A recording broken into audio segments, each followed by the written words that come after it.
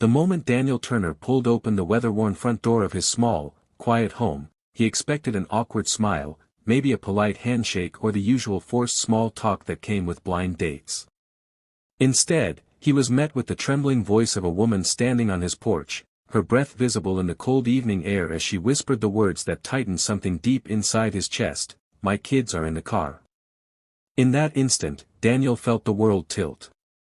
He had prepared himself for a simple dinner, not the arrival of someone whose life mirrored his own so closely, not a stranger who carried the same kind of heaviness behind her eyes, the same exhaustion and fragile hope he saw every morning in his bathroom mirror. If you believe in kindness, second chances, and the beauty of unexpected connections, please like, comment, share, and subscribe to Grama Diri before the story continues. Your support helps these stories reach more hearts. Daniel stood frozen, his hand still gripping the doorframe as he tried to gather himself. For years he had lived in a world built from routines, early mornings, packed lunches, forgotten socks, and tired bedtime stories for his 7-year-old twins, small but steady rituals that helped him survive the silence left by his late wife. He had agreed to this blind date mostly because his sister insisted he deserved a life outside responsibility, but now, looking at the woman before him, warmth flickered in places he thought had long gone cold.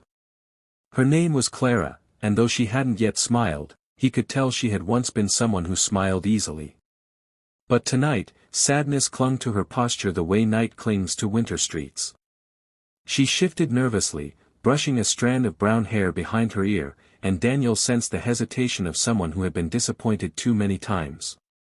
He followed her gaze to the small sedan parked across his driveway, its interior lights barely glowing, showing the silhouettes of two little figures bundled in jackets, dozing or watching curiously.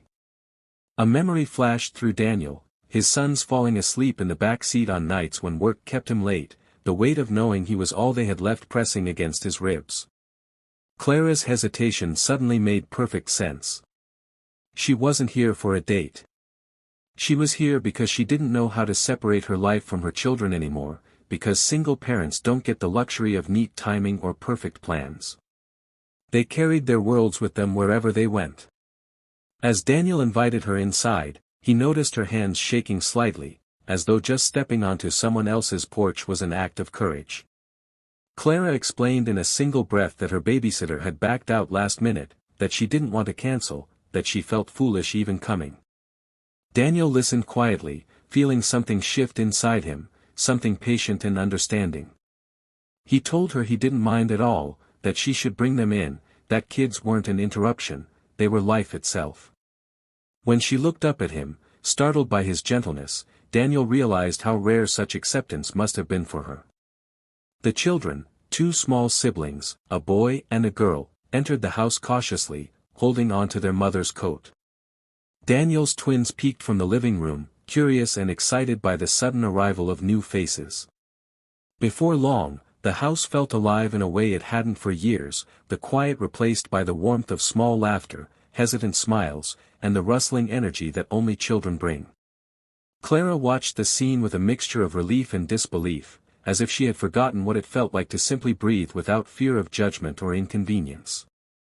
Through the evening, as Daniel prepared dinner and the kids played board games on the carpet, he noticed moments when Clara's guard fell, tiny, delicate moments when she allowed herself to relax. She shared bits of her story in soft, unsure words, her ex-husband leaving without warning, the long months of juggling bills, school calls, scraped knees, and loneliness. Daniel didn't interrupt. He knew too well the echo of loss, the weight of raising children while carrying invisible wounds. He found himself wishing he could tell her she wasn't alone, that someone understood, that someone saw her. As they sat at the kitchen table after the kids drifted off to sleep in a pillow fort Daniel's children proudly built, Clara's eyes shimmered with exhaustion and gratitude. She confessed she almost turned the car around, too embarrassed and tired to risk one more disappointment. She never expected kindness from a stranger, and she certainly didn't expect a single dad with soft eyes who didn't flinch at the messiness of her life. Daniel felt something warm settle in his chest, something he hadn't felt in years, the possibility of beginning again. The night grew quieter, and Clara checked on her children one last time before gathering their things. Daniel walked her to the door, the porch light casting gentle shadows over them. For a moment, they stood there, both unsure how to part from something that felt unexpectedly important. Clara whispered that it had been a long time since she felt safe anywhere. Daniel nodded, understanding far more than his words could say. Their lives were complicated, stitched with heartbreak, responsibility, and fear. But in this simple evening, something fragile yet real had taken root. If this story touched your heart, please remember to like, share, comment, and subscribe to Gramadiri. Your support keeps these emotional journeys alive for others.